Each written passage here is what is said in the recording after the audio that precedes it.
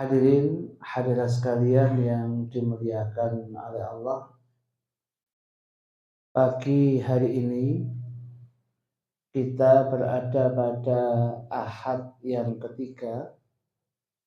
Ngaji kita adalah kitab fikih dalam mazhab Syafi'i, kitab Fathul Mu'in Syarah Qurratil Ain, karya Syekh Zainuddin Al-Malibari Asy-Syafi'i, salah satu murid terdekat Al-Imam Ibnu Hajar Al-Haytami, yang kitab ini berkali-kali dibaca di Masjidil Haram, baik oleh pengarangnya maupun oleh Sayyid Bakri Syatoh, pengarang kitab I'anatul Talibin, sekaligus diberikan taklik, catatan dan hasyiah, yang catatan dan hasyiah itu kemudian dikumpulkan oleh beliau, jadilah satu kitab namanya I'anatul Talibin 4 juz.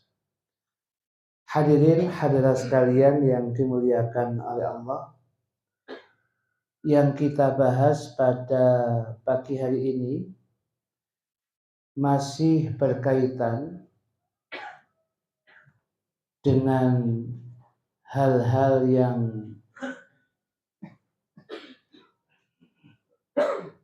menyebabkan seseorang kemudian wajib mandi besar.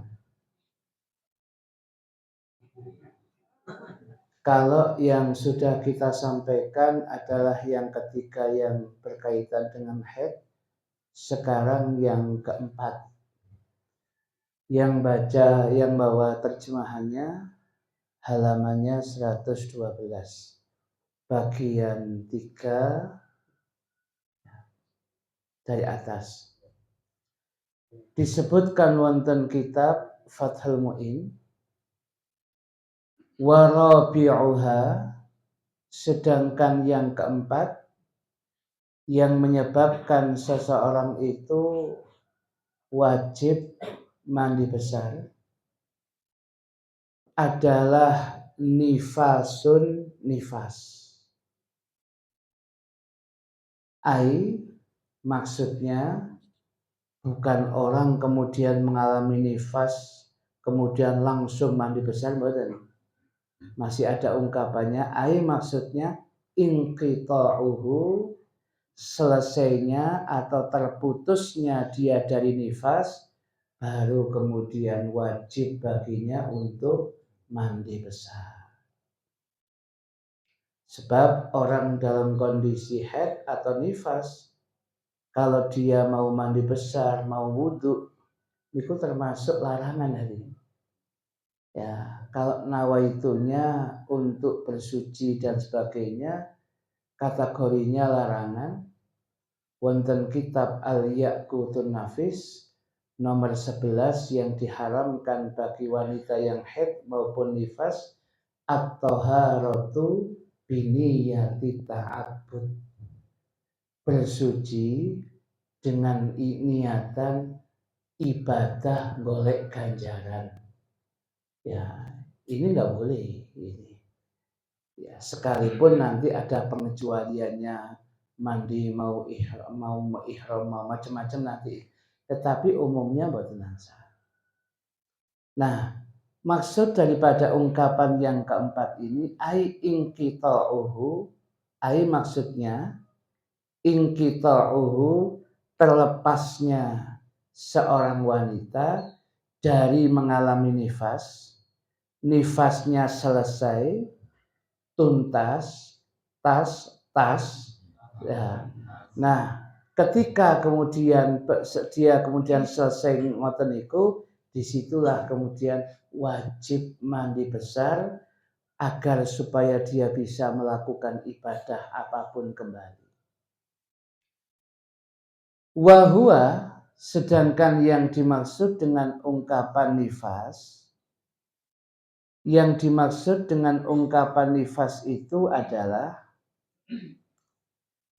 damu haidin, Nifas itu sebenarnya adalah damu haidin, darah haid mujtami'un yang terkumpul, yakhruju yang keluar, ba'da faraghi jami'ir rahimi yang keluar setelah faraghi jami'ir rahimi, setelah selesainya, ya, habisnya yang ada di dalam rahim perempuan ini dikeluarkan berupa anak, kemudian anak itu kemudian selesai keluar apa yang ada ini, kemudian keluar darah, lah itulah yang dinamakan darah nifas.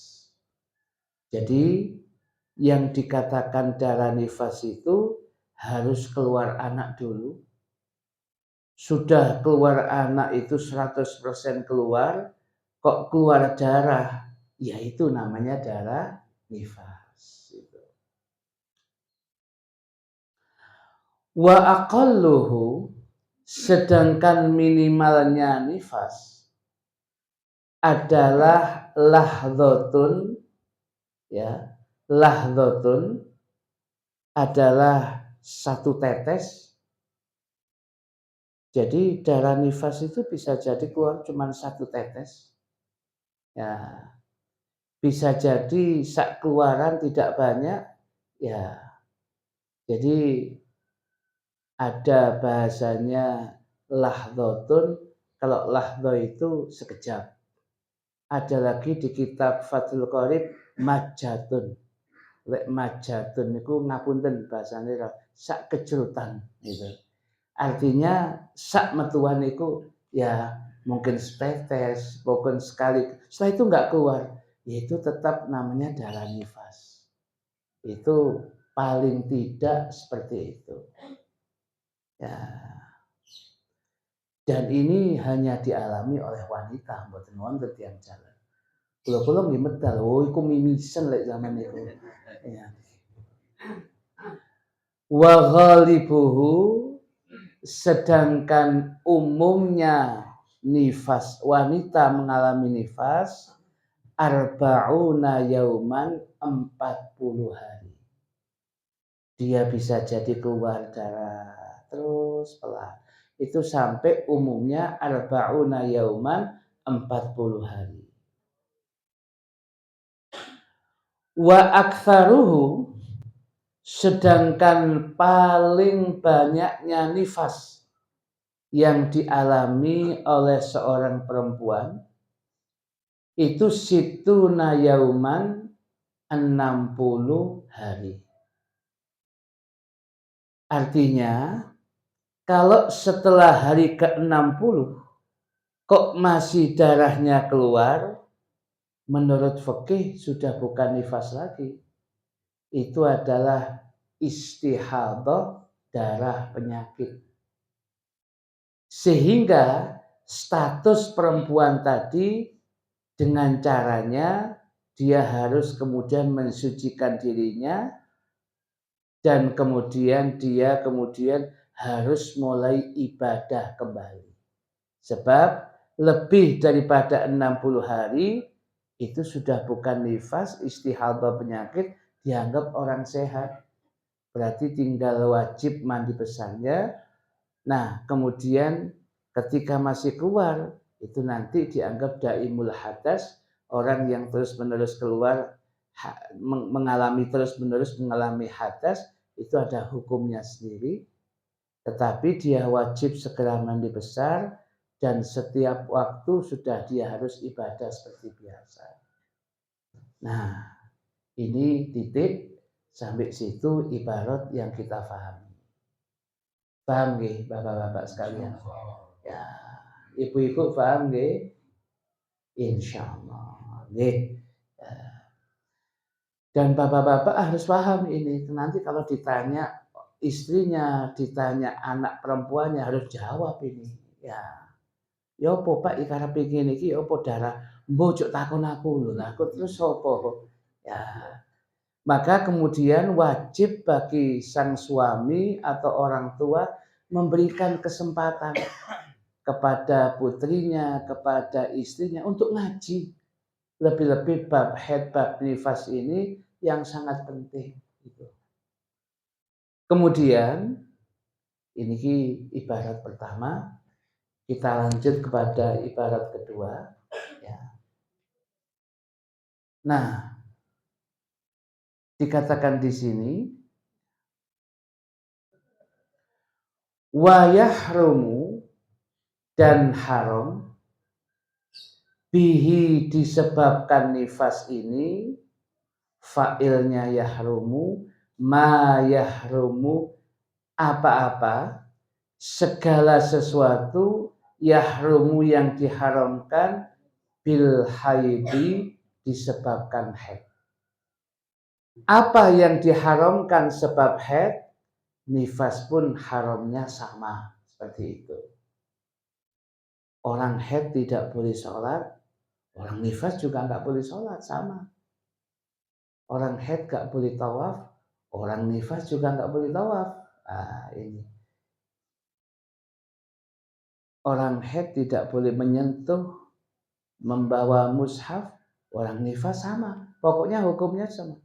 Orang haid nggak boleh puasa, nifas juga sama. Gitu.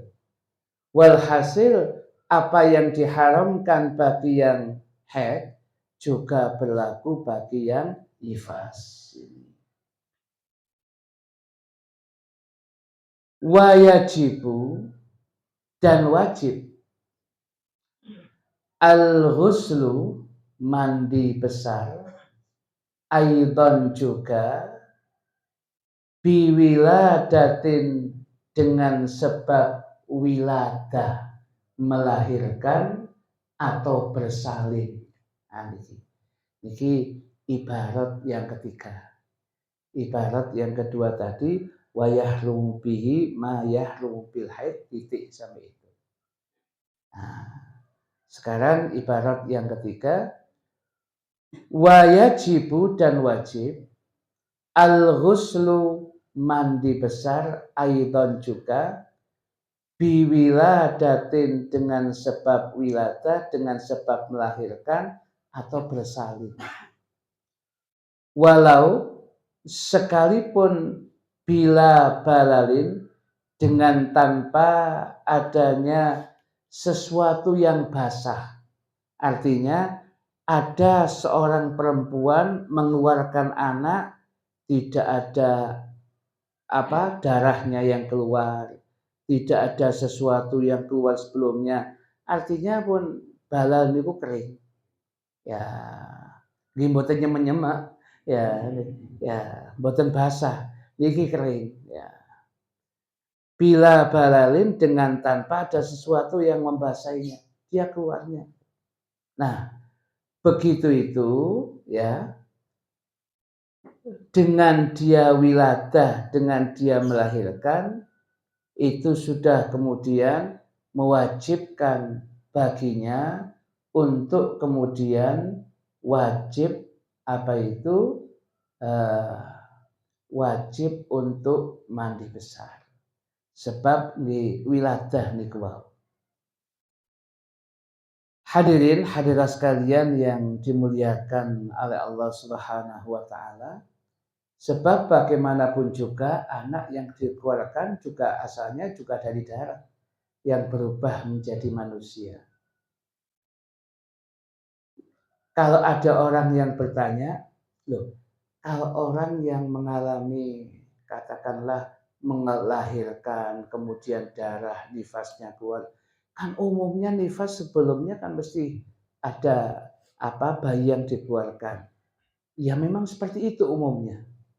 Tetapi bisa jadi ada kejadian-kejadian tertentu, ada bayi yang dilahirkan tanpa darah dan tanpa sesuatu yang sudah keluar. Dan ini dialami juga, ada yang mengalaminya. Sayyidatuna Fatimah Zahra ketika melahirkan Sayyidina Hasan, Sayyidina Husain, seperti itu, tidak ada darah. Jadi artinya apakah beliau kemudian tidak wajib mandi? Tetap bahasa fikih kita, itu wajib mandi sebab wiladah.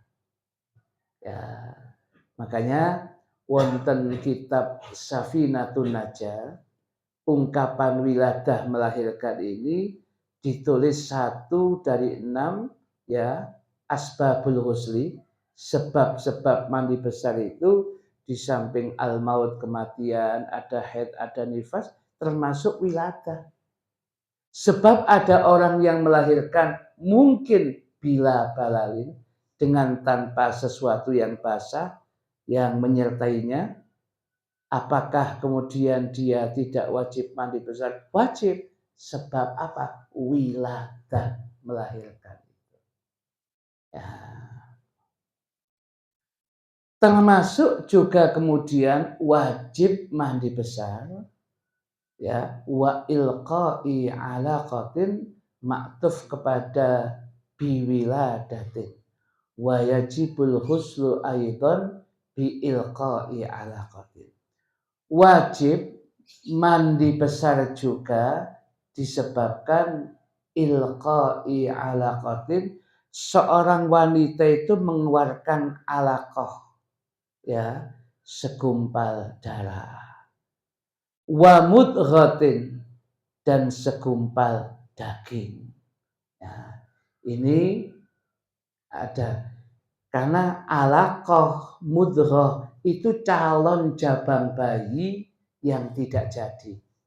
Berarti kewajiban bagi yang mengeluarkan itu, perempuan yang mengalami kemudian keguguran, dia kemudian mengeluarkan alaqahnya, terkeluarkan segumpal daging, mudghah segumpal alaqah segumpal darah, wa mudghatin segumpal daging, sudah setengah berbentuk tapi kemudian anaknya mati, semuanya itu bagi ibu yang bersangkutan wajib mandi besar.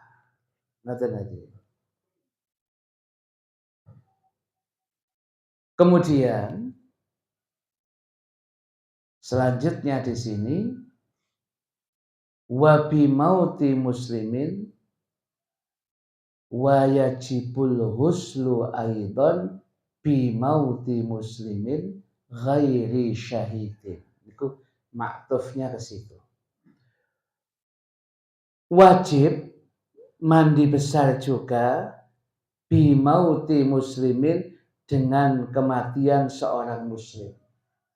Kalau ada seorang muslim meninggal, wajib bagi dia untuk mandi besar.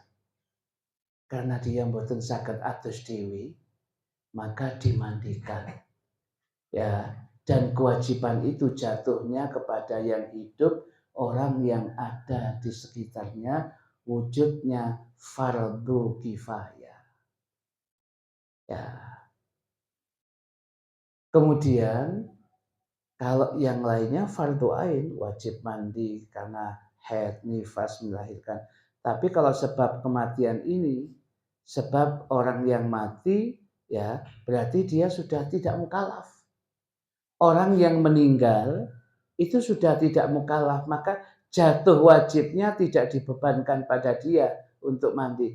Karena dibebankan pun gak iso atus deh, wong jenis mati. Maka bergeser kemudian kewajibannya ini kemudian kepada orang yang hidup. Sedangkan yang hidup di sekitarnya banyak, maka kemudian tidak ditunjuk kepada satu orang, berarti yang wajib adalah anaknya. Kemudian dia wong kecil enggak, ya lek duwe anak, lek enggak. Kemudian yang berarti ini yang jatuh wajib kepada istrinya. Ya kalau punya istri, wong dhek bujang selamanya. Ya itu. Kalau kemudian apa? Ya, kalau gitu ya saudara-saudaranya. Oh, dia nggak punya saudara, punya saudari tok. Maka gesernya fardu ain itu berubah jadi fardu kifayah. Pokoknya siapapun yang melakukan mandi untuk mayit ini hukumnya sah karena tidak ditakyin, tidak ditentukan siapa kewajiban ini kemudian pada siapa, tapi kemudian harus pada orang yang ada sekitarnya itu, maka jadinya wajibnya fardu kifayah. Buktinya Ketika kemudian yang namanya mandi ini tidak dilaksanakan oleh orang yang hidup sak kampung niku dosa kabeh. Maka sak kampung itu kemudian semuanya mengalami dosa itu. Nah, oleh karena itu ini menjadi catatan kita. Jadi hitungan fardu kifayahnya kok gak fardu ain mawon. Fardu ain kepada siapa? Ain itu berarti satu orang. Mboten. Iya dikewajibankan tadi diberikan wajibnya ini. Berarti yang wajib itu geser pada anaknya. Lah iya lek di anak. Berarti pada saudaranya, enggak ada saudaranya, saudari tok dia. Ya, berarti orang tuanya yang masih hidup, orang tua dua-duanya sudah meninggal. Lah, daripada ditakyin satu orang kemudian tidak jelas, akhirnya kemudian dibuat fardu kifayah, kewajiban yang bersifat kolektif. Sopo sing iso ngedosi dan kemudian memandikannya sudah benar, gugur kewajiban. Sak kampung gak ono sing dosa. Nah, ngeten iki biasanya jasane Pak Mudin. Ya, berbahagialah kemudian menjadi Pak Mudin itu. Karena ya dia sudah mengeluarkan ya orang seharusnya berdosa kemudian tidak barokah Pak Mudin. Tapi memang Pak Mudin manten dengan Pak Mudin kematian memang beda. Ya, beda memang. Pak Mudin manten kudu tanda tangan mesti ada sesuatunya. Kemudian kematian kadang-kadang lali ya itu. Sing kemudian keluarga sing kepaten ini memang sudah berkabung. Ya, yang ditugaskan oleh Pak RT, Pak RW kok semari mudine ki ono lali pisan. Ya, lah mudine nggih sungkan ati ngilingno kok gak enak. Akhirnya kelam tok ya, betapa besarnya pahalanya Pak Mudin yang demikian. Ya, nah, apalagi kemudian ketika dia ikut memandikan, dia mengamalkan hadis uzkuru mahasina mautakum wa kuffu an masawihim. Sebut-sebut kebaikan si mayit dan tutupilah aib kekurangan-kekurangannya. Ketika memandikan ada sesuatu yang enggak pantas, dia diam. Dia tidak lihat. Ini rahasianya si mayit dan keluarga. Bukan hak saya untuk mengungkap. Dia simpan yang begitu itu. Apa enggak masuk hadis man satara musliman. Dia menutup aibnya orang. Satarahullahu fid dunya wal akhirah. Maka aibnya, kekurangannya dunia akhirat ditutup oleh Allah. Luar biasa. Ya, Mudin yang begini ini mau tadi wali ngoten lho iki. Ya, wali murid ya. Ya. Hadirin hadirat sekalian yang dimuliakan oleh Allah Subhanahu wa taala, wa bi mauti muslimin, wajib mandi besar juga disebabkan kematian seorang muslim, tapi sik wonten naatnya. Dikai naat, dikai sifat ghairi syahidin, ya, muslim yang tidak mati dalam kondisi mati syahid. Sedangkan orang yang mati syahid itu memang tidak dimandikan.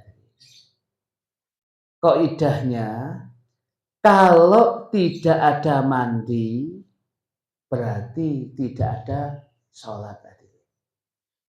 Anusan ini orangnya ya kena reruntuhan gedung tidak bisa diambil dari reruntuhan gedung ini. Berarti dia tidak bisa dimandikan. Lek gak iso didusi ya berarti tidak ada sholat. Nah terus ya napa didongaken mawon. Itu kaidahnya begitu. Nah, sedangkan apa itu syahid, yang dinamakan syahid itu orang yang kemudian dia berjuang li'i'la'i kalimatillah dalam sebuah peperangan, yang peperangan itu nawaitunya dia berperang itu li'i'la'i kalimatillah, membela agama Allah, kemudian dan yang diperangi kafir harbi, kafir yang memang halal darahnya untuk ditumpahkan. yang boleh diambil hartanya nanti jadi ghanimah, rampasan perang. Ya. Sehingga ketika dalam kemudian peperangan itu dia meninggal, maka dia mati syahid. Soal meninggalnya bisa jadi terkena tembakan musuh, sabetan pedang musuh, kena tombak, atau kena kemudian kena senjata dewi, tapi dalam peperangan sama deh. Atau dia melarikan diri kemudian mau nguber musuh, kemudian kendaraannya jatuh, dia mati. Itu masih dalam proses itu semuanya. Atau kemudian ada temannya salah tembak, ya dikira musuh ternyata konjone dewi. Ya untuk kena-mena nanti. Tapi yang demikian itu dia mati, syahid itu. Asal di dalam peperangan itu ada. Nah, orang yang mati syahid seperti itu, maka kemudian orang yang seperti ini kemudian tidak dimandikan. Lah terus siapa? Langsung dibungkus kain kafan. Setelah itu, setelah dibungkus kain kafan, berangkatkan ke Buddha untuk kemudian dikebumikan. Ini orang yang mati syahid. Jadi wajib mandi besar juga disebabkan kematian seorang muslim yang tidak syahid. Kemudian lagi catatan penting yang tidak kalah pentingnya, syahid itu dibagi menjadi 3. Ada dalam fikih itu syarah Yaqutin Nafis yang dinamakan syahid, syahidud dunya wal akhirah. Secara zahir di dunia dia memang mati dalam peperangan melawan kafir harbi. Sedangkan nawa itu niatnya li'ila'i kalimatillah, meninggikan kalimat Allah, membela Rasul, membela masyairul haram, hal-hal yang dimuliakan oleh Allah. Di dalam peperangan itu dia mati, itu syahidud dunya wal akhirah. Ya. Yang kedua, syahidud dunya. Secara kasat mata kita lihat dia mati dalam peperangan melawan kafir harbi. Tetapi niatnya kurang tepat. Dia niatannya adalah membela sukunya, membela kaumnya. Ya, bukan li'ila'i kalimatillah, tapi karena mati di peperangan secara zahir fikih, ya dia syahid.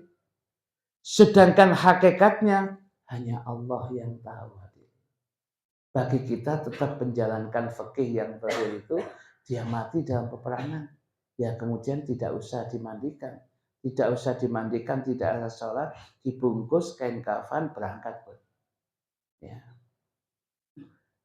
Kemudian ya ada lagi syahidul akhirah. Yang pertama tadi syahidud dunya wal akhirah. Yang kedua syahidud dunya. Ya.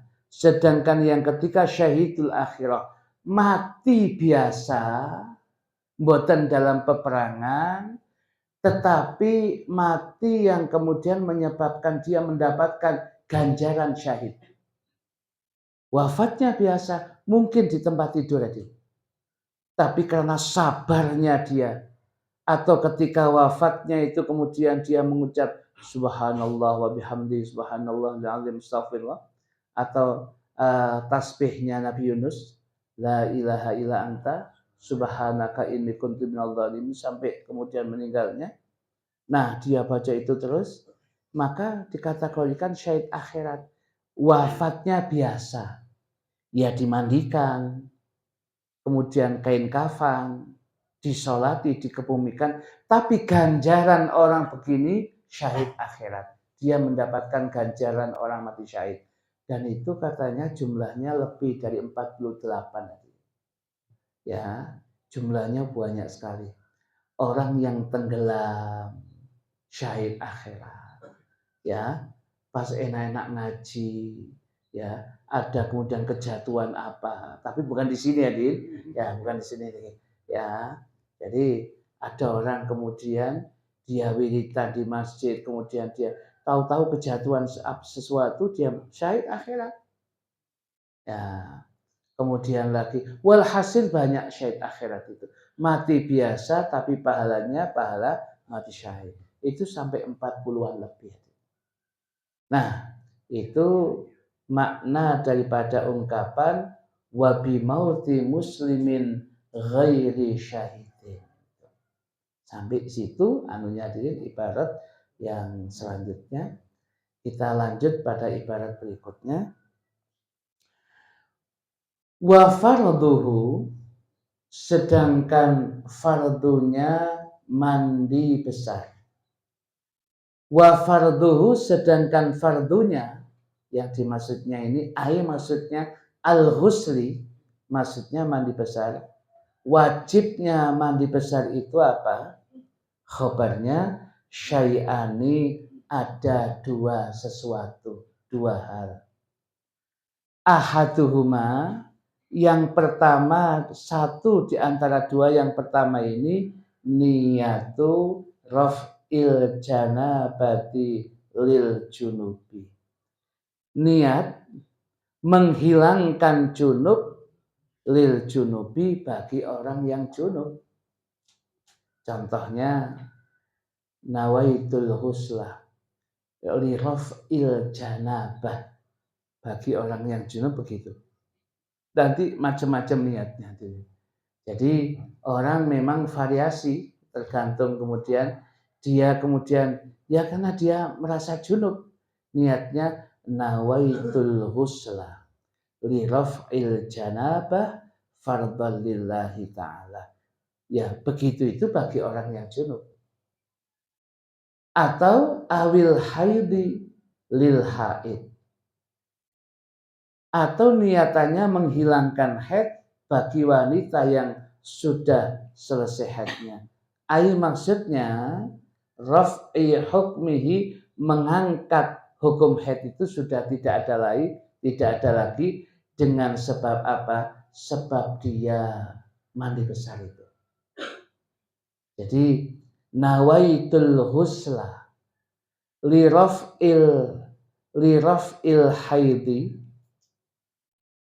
fardhan lillahi ta'ala. Contohnya itu. Atau niyatu adai fardhil husli, niat adai menunaikan fardhil husli, mandi wajib. Contohnya nawaitul husla, ya, nawaitul husla li adai fardhil husli fardhan lillahi ta'ala.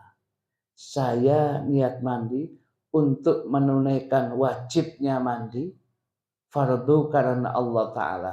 Ngoten ya misal. Au raf'i hadatsin, ya. Nawaitul husla li raf'il hadatsil akbari fardhan lillahi ta'ala. Itu yang biasa kita pakai. Tak ngoten apa? Oh, mantap ya. Jadi ini yang biasa kita pakai, nawaitul husla li raf'il hadatsil akbari fardhan lillahi ta'ala. Kemudian ada lagi yang lebih singkat lagi, awit taharati anhu. Jadi nawaitul husla lit taharati an hadatsil akbar. Jadi memang macam-macam ada niatnya. Artinya tidak satu niat.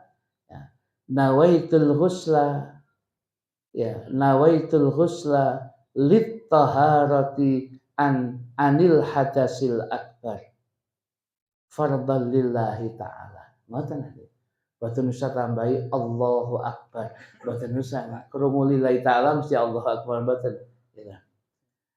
Kemudian au adail husli, ya, atau menunaikan mandi besar.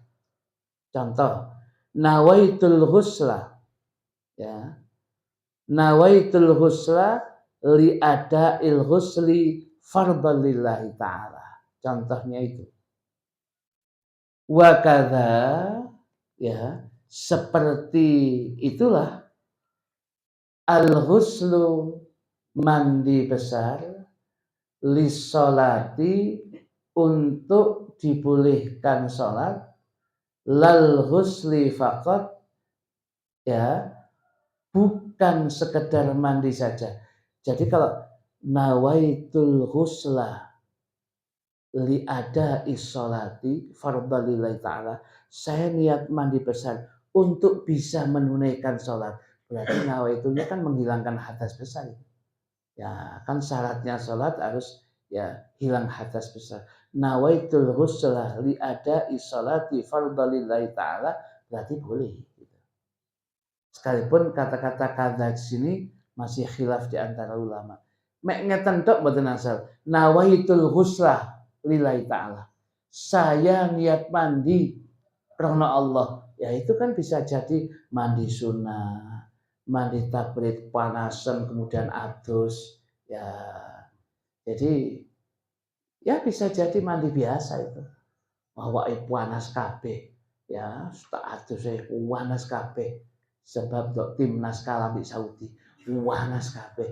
Ya, akhirnya kemudian mandi. Ya, ya boleh-boleh saja gitu. Nah, niki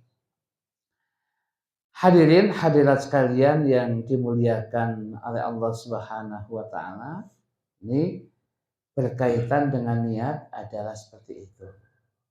Sampai ini hadirin kita hentikan dulu ya. Kita buka pertanyaan ya supaya apa yang sudah kita jelaskan ini pengen lebih paham lagi. Monggo kita buka pertanyaan. Nggih, Ustaz. Monggo, Ustaz. Niki, Ustaz. Assalamualaikum warahmatullahi wabarakatuh. Waalaikumsalam.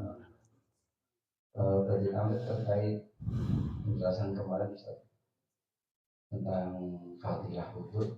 Nah, dijelaskan jika orang punya wudhu itu melihat wanita cantik, maka fadilah wudhunya akan hilang, cuma bukan batal. Pertanyaannya, apakah kita juga akan hilang kefadilahnya ketika orang yang punya wudhu senantiasa melakukan doa atau istighfar oleh malaikat untuk diampuni dosanya. Dan yang kedua terkait dengan ibu yang melahirkan, ketika seorang ibu itu melahirkan dalam keadaan sesar, itu pripun untuk mandi besarnya. Karena kan bekas jahitan nggak boleh terkena air. Cara mandinya berikut. Terus apakah orang yang sesar itu juga mengeluarkan darah nifas? Yang pertama tadi gimana? Fadilah wudhu. Oh, Sambil kopi. ya. Ya, wanita cantik. Perempuan menawi melihat laki-laki. Ya. Begini hadirin. Ada bahasan-bahasan fikih itu ada bahasanya memang sebatas fikih itu dibahas secara fikih, tetapi umumnya ulama hadarin, ulama hadramaut radhiyallahu anhum jami'an, biasanya mereka itu menggabungkan antara fikih dengan tasawufnya jadi satu. Jadi kalau kata guru kita Habib Shalal Idris itu ngaji yang biasa seperti ini seakan-akan kita sudah khatam dua, ya fikih ya tasawuf. Contohnya itu. Jadi orang yang kemudian ketika dia berwudu, ya. Jadi ketika salah satu yang dianjurkan untuk berwudu setelah melihat laki-laki melihat orang yang cantik, wanita yang cantik, itu dikatakan ya dosa kecil ya. Lah untuk menguranginya itu adalah dengan cara berwudu. Ya. Lah apakah tidak cukup? Apakah dengan istighfarnya malaikat yang ya mestinya apa yang dilakukan malaikat itu sudah merupakan bagian daripada kemanfaatan bagi dia. Tapi bahasa fikih, athar itu pengaruhnya mesti ada, maka dihilangkan dengan wudhu. Nah, demikian juga sebaliknya, kalau perempuan lihat kemudian ya laki-laki yang ganteng, itu kan sak bapak-bapak ganteng apa ya nih? Ya ini kadang 30 tahun yang lalu ganteng ini. Ya saat ini terima apa adanya. Nah, itu apakah sama-sama hukum fikih itu begitu? Ya, hanya saja yang umum kan yang ngapunten laki-laki melihat yang perempuan yang cantik, tapi bisa jadi kebalikannya. Ya, bisa jadi kebalikannya. Jadi sama. Nah, melihat begitu itu ada asarnya. Asar ketidakbaikannya. Lah, asarnya itu dihilangkan dengan apa? Wudhu. Gitu. Sedangkan istighfarnya malaikat jalan terus. Gitu. Ya, tapi bagaimanapun juga asar itu ada. Lah menghilangkan asar itu kemudian dengan wudhu. Ya, caranya seperti itu. Kemudian yang kedua, berkaitan dengan wanita yang mengalami operasi sesar untuk melahirkan anak. Lepas kemudian sesar itu di mana dikeluarkan, tetapi kan bahasanya wiladah, melahirkan. Ya, berarti kalau bahasanya wiladah, melahirkan, berarti wanita itu terkena kewajiban mandi besar. Apakah juga wanita ini kemudian dia mengalami apa itu nifas, lepas dia mengalami atau tidak, dari wiladahnya itu dia sudah wajib mandi besar. Ya, kalau kemudian dia mengalami apa itu, mengalami keluar darah, sekalipun tempatnya itu tidak digunakan untuk mengeluarkan anak, ya dia bisa ngomong kepada dokter, apakah ini ya efek dari ya cesar? Iya, itu termasuk nifasnya. Nah, kalau itu kata dokter seperti itu, ya ditunggu dulu mandinya. Tetapi wanita yang melahirkan itu kemudian ada jahitannya, kan tidak mudah langsung boleh mandi. Ya memang betul. Berarti terus ya kalau memang kemudian dia tidak bisa mandi, ya yang bisa dilakukan ya tayamum nanti. Tayamum itu ya penggantinya mandi itu. Ya tayamumnya di wajah dan tangan. Kalau itu sudah bisa dilakukan dengan catatan bekas najisnya pun kemudian sudah hilang. Gak bisa Ustaz, ini kondisi begini, najis tetap ada. Lah kalau kemudian tidak bisa, tetap wajib sholat.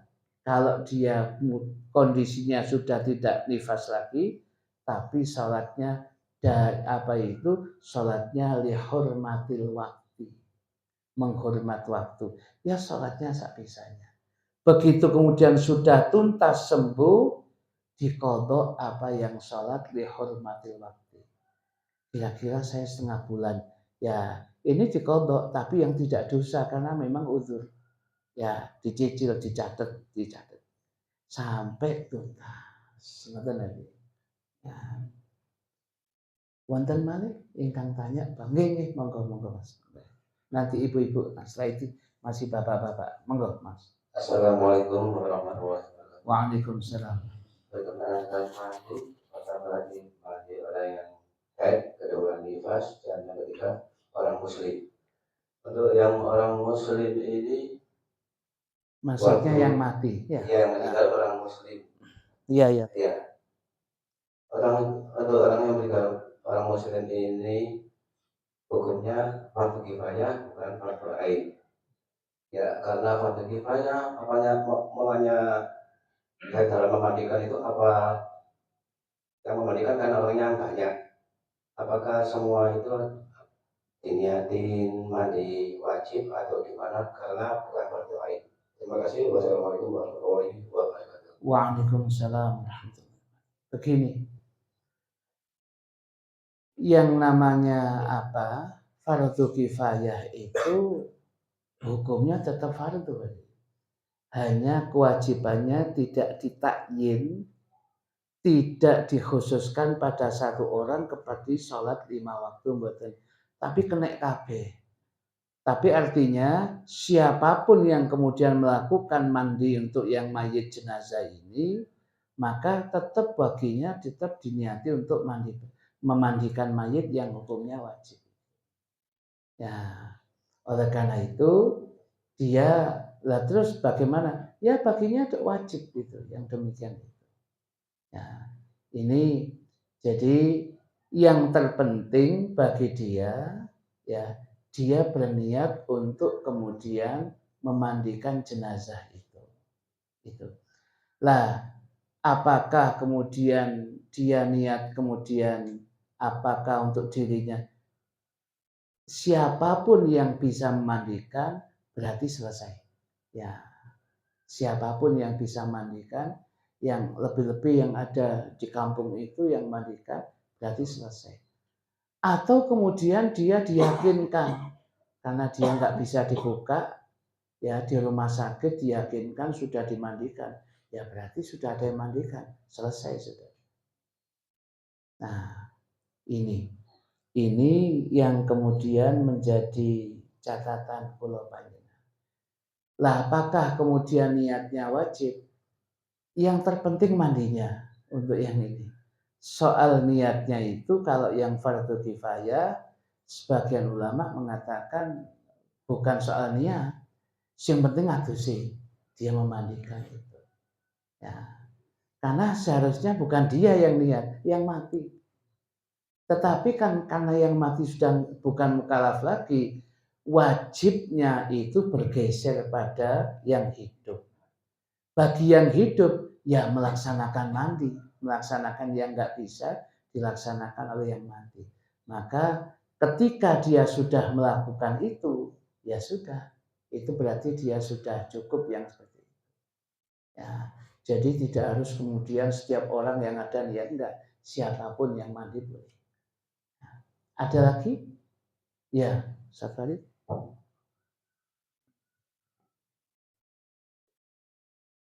Terima kasih berkaitan dengan mandi untuk jenazah tadi. Bagaimana kalau seumpama ada yang melakukan korban mutilasi, seandainya kemudian ditemukan masih sebagian dari tubuhnya, kemudian untuk memandikannya itu bagaimana, dan juga ketika beberapa hari kemudian baru ditemukan bagian yang lagi, apakah juga masih tetap prosesnya mulai dari memandikan, sholat atau bagaimana? Ada beberapa. Baik. Di dalam kitab Al-Muhadzab, Al-Imam Abu Ishaq Ash-Shirazi dalam Kitabul Janaiz pernah menceritakan. Pernah kejadian di zaman sahabat itu, ada sahabat ini yang kemudian meninggal. Ya, meninggalnya ini kemudian meninggal biasa. Orang-orang mau memandikannya kesulitan sebab jenazahnya tahu-tahu hilang. Ya, tahu-tahu hilang. Ya, tidak lama kemudian jenazahnya ditemukan tapi tidak utuh. Ternyata dimakan oleh elang padang pasir. Yang dijatuhkan elang itu tangan itu. Nah, terus kemudian ya sahabat, ya iku diadusi, ancane wajib iku kok.